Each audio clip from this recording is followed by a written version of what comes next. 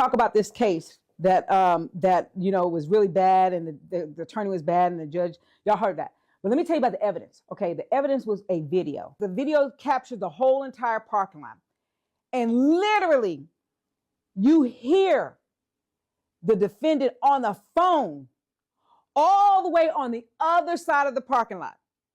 And I'm talking like a good ways from the building.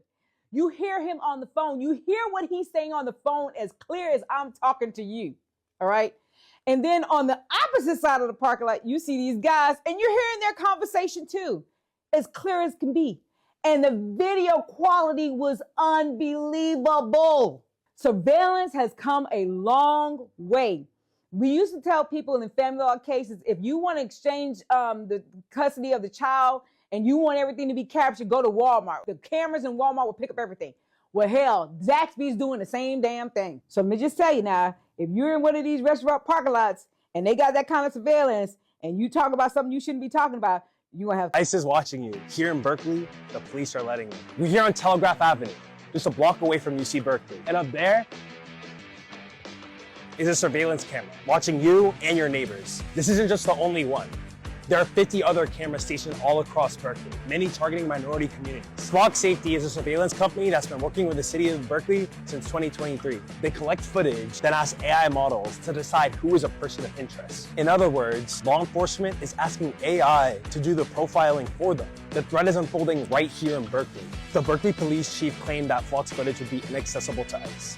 But that's not true. An internal audit exposed that an external agency had searched for ALPR data for the purposes of federal immigration enforcement, a practice that violates BPD policy. This isn't anything new. San Francisco and Oakland police departments have been exposed for funneling information to 7 different federal agencies. In July, Oakland was found to have shared data with an active ICE investigation. In another case, SFPD was found to illegally have shared data with Texas cops who were collecting information for ICE. Local police collaborating with ICE makes our city less safe. In a so-called sanctuary city, we expect our leaders to protect us. Thanks to local organizing efforts, Berkeley City Council postponed renewing Flock's contract. This is great news, but the fight isn't over yet. There's a lot of work still needed to be done. Follow us to get involved. Yo, question. Could we have a hell yeah for ending mass surveillance? Today we opened the state-of-the-art new real-time investigation center where we are going to be able to launch drones, have our LPR readers, our license plate readers, help our police, help our sheriff, help our fire keep San Franciscans safe. It's already having an impact. Arctic has already helped assist in 800 arrests. It's driven crimes down year over year. Crime is down 30% this year. We're at 22-year lows in terms of car break-ins. People need to know that if you committed crime in San Francisco, you're going to get caught, and this center is going to help us keep our city safe. So I'm up in here minding my business, trying to do some work, and somebody sent me this clip. Are y'all peeping what SFPD is doing? They are out here coming for any and everybody. Simple robbery, bipping, stolen car, don't matter. They coming in full of force, and they using drones to get your ass. Now, here's the problem. It's one thing to use the drones to catch them. It's another thing to use the footage from the drones, from the body cameras, the 911 audio, and the dispatcher audio to make a full-ass movie from it. Are you not seeing what I'm seeing right now? This is looking like a Oscars-ready production. This is better than Cops. Maybe it's because it's local, but either way. And secondly, because they're using the drones and stuff, they are blocking the damn freeways when you're trying to escape and running on the damn freeways to get you. Who got time for this? For bipping? For a stolen car, you got to run on the freeway? I'm just giving y'all fair warning. If you come into the city, just know SFPD is trying to turn you into a real-life movie. iRobot. Men in Black. So once you've been in the feds, you get out, you understand the power of snitching because everybody snitches. Because that's why they got the conviction rate of 98%. Because everybody who goes to the feds, they really plead guilty or they tell. It's not no like fighting trial and people beating it. Because they don't even take the case unless they got all the evidence. They're not just taking cases. Right. They taking cases that they know they got you. They ain't even coming to them. License plate reader system in Ontario is already helping take dangerous people off the streets, including an attempted murder suspect. Right. CBS LA's Cara Finstrom shows us how police departments across the state are using a camera system that's also fueling a debate over privacy.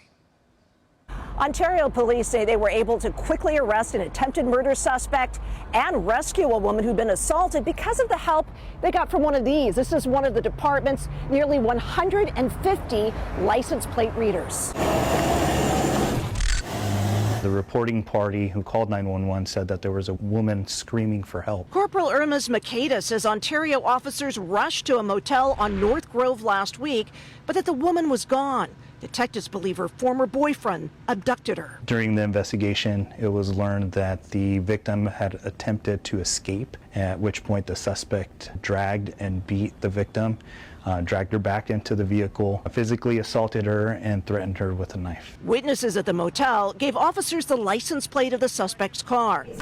They plugged it into the Flock license reader system and within minutes had a hit. The officers that are working in the real-time information center will be able to watch it on the screen and actively track it. Here in Ontario PD's recently opened center, officers can monitor the cameras which were installed in public places like intersections. On January 18th, they tracked responding officers as they stopped the car, handcuffed their suspect, and took the woman who had severe injuries to the hospital. In these types of investigations, seconds matter. To share data through the camera system, the agency needs to be a customer of Flock, and we do not contract with ICE, CBP, or any division of DHS. Can they indirectly share? That's not for Flock to say. A lot of local agencies across the country do collaborate with different federal authorities. A Flock spokesperson tells us they also added system filters in California to help stop any banned sharing of data.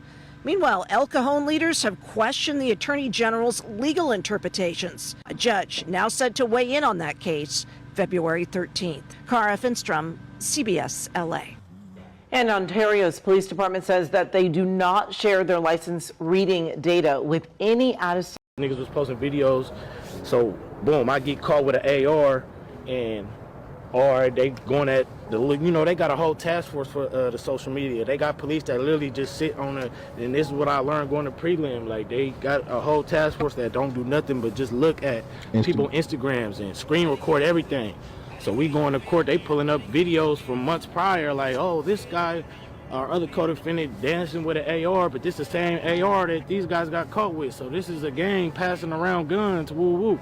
So that's how that came to where we had co-defendants. It was only 3 guns getting put on 5 different niggas.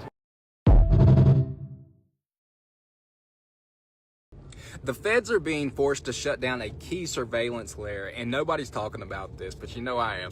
Just days ago, CISA quietly dropped this guidance that forced federal agencies to start pulling back certain edge-based surveillance technologies by the end of this year. And that sounds technical, but it matters, because edge tech is how agencies collect and process data outside traditional centralized systems: cameras, sensors, local network devices, real-time monitoring. In plain English, it's the layer that lets the government watch without everything following through audited systems first. Now here's why this is a big deal. CISA is saying that if these tools don't meet strict federal security and compliance standards, they can't stay deployed. That hits law enforcement hard, because in drug cases and gun cases where edge tools are used for real-time tracking, pattern building, and post-release monitoring, from a civil liberties perspective, this is a big win. Less unmanaged data, less silent hoarding, fewer Fourth Amendment gray zones where data is collected and then justified later. But from an enforcement perspective, it slows things down. Real-time intel gets bottlenecked, data has to move through centralized systems, and oversight increases. And if you've ever been under supervision, or you felt like eyes were on you after a release, you already know how blurry that line gets. I did 38 months, and what followed wasn't always formal surveillance, it was ambient monitoring, and I'm going to tell you more about that later. This is the kind that feels invisible, but it never stops and it's relentless. This shift feels like a quiet rollback of that power, not because agencies suddenly care about privacy, but it's because insecure systems became a liability that they couldn't ignore anymore. And the real takeaway is this: when systems overreach long enough, they eventually trip over their own infrastructure, like we're seeing here. And I'm here to help you understand the system. Stay clean, stay up.